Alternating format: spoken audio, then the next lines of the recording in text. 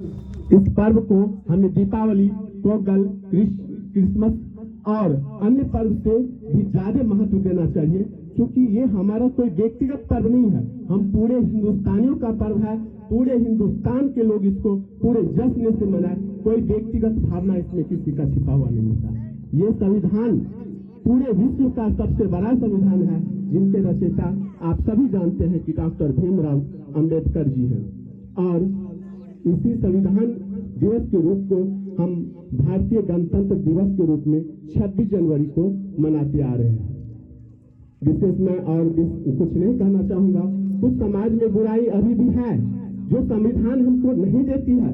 संविधान हमें एकता, एक रूपता और अखंडता का ज्ञान देती है, लेकिन अभी भी हम लोग पिछड़े हुए हैं कि कुछ चीजों को हम लोग जो है नहीं देख पाते हैं। तो उन बुराई को अगर हम त्यागे तो निश्चित रूप से हमारा संविधान भी मजबूत होगा और हम समाज में पूजनीय होंगे। ऐसे भी भारत कोई मतलब छोटा मोटा देश नहीं है, विश्व के लिए अनुकरणीय देश है।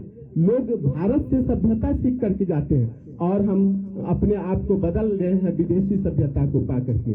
हमारे बीच जो कमी है ना, उनको अगर हम दूर कर ले तो भारत विश्व का सबसे अखंड और अमूल्य देश होगा। ऐसे भी भारत की चर्चा जो है विश्व के सभी देशों में होती है।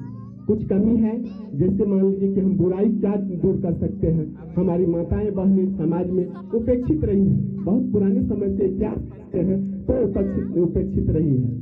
पहले तो, अभी तो फिर भी बहुत सुधार है पहले की अपेक्षा, लेकिन अभी भी हमें है सुधार करने का। घर में हम अपनी बहनों को, हम अपनी बेटियों को हम जो है न मार देते हैं। तो उनकी सुरक्षा का अगर हम सोच ले, ठान ले कि जो रिजर्वेशन सरकार हमको देती है पिछड़ा, इसको आगे करो, इसको इतना आरक्षण दो। अगर हम अपने बहनों, अपनी बेटियों को गर्भ में आरक्षण दे तो निश्चित रूप से हम अपने आप को सफल मानेंगे। हमारे घर में बहू बन के कोई किसी की बेटी आती है, लेकिन उसके साथ हमारा समाज में कुछ अन्याय होता है। अभी भी शहरी क्षेत्र में तो कम हुआ है, गांव में है।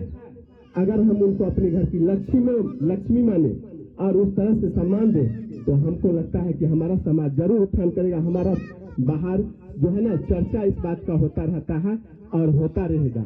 हम अपनी अच्छाइयों को माने और बुराइयों को धीरे धीरे त्यागे तो निश्चित रूप से हमारा देश महान होगा। मैं विशेष समय नहीं लूंगा, इन्हीं शब्द के साथ अपनी वाणी को विराम देता हूँ। धन्यवाद।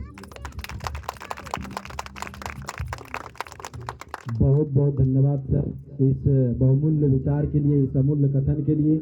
अब मैं इस कड़ी में मैं अपनी एक होनहार छात्रा रिमझिम कुमारी को आमंत्रित करता हूं कि वो आए और 2 शब्द रखें। रिमझिम कुमारी, एक बार रिमझिम के लिए ताली बजाएंगे सब। रिमझिम काफी अच्छा प्रखर वक्ता में से एक है, काफी अच्छा बोलती है। सरलता, सज्जनता और मित्रता की प्रतिमा, आदरणीय अतिथिगण, आदरणीय सर मुकेश, सर नंदन और सर राजेश तथा सर अविनाश एवं मेरे प्यारे अतिथिगण और मेरे प्यारे साथियों, आज दिल्ली और गांव की गलियां एक सुंदर दुल्हन की तरह सजी हुई हैं। यही आगाज है मेरा, यही अंजाम होना चाहिए। वतन पर मर मिटने को सदा अरमान होना चाहिए। वतन पर मर मिटने को सदा अरमान होना चाहिए। आप चाहे गीता पढ़ते हो या कुरान, आपके सीने में सदा हिंदुस्तान होना चाहिए। आज के इस ऐतिहासिक दिन, जिस दिन संविधान बनकर लागू हुआ और हम विदेशी कानून से मुक्त हुए, और मगर यह गणतंत्रता हमें इतनी आसानी से नहीं मिली। इसके पीछे कई वीर क्रांतियों और जवानों ने अपने बलिदान दिए। 1000 माताओं के लाल अपने घर नहीं पहुंचे और 1000 वीरांगनाओं के सिंदूर उजड़ गए, तब जाकर हमें आज़ादी मिली है। और उन वीरों के बदौलत हम आज इस खुले आसमान में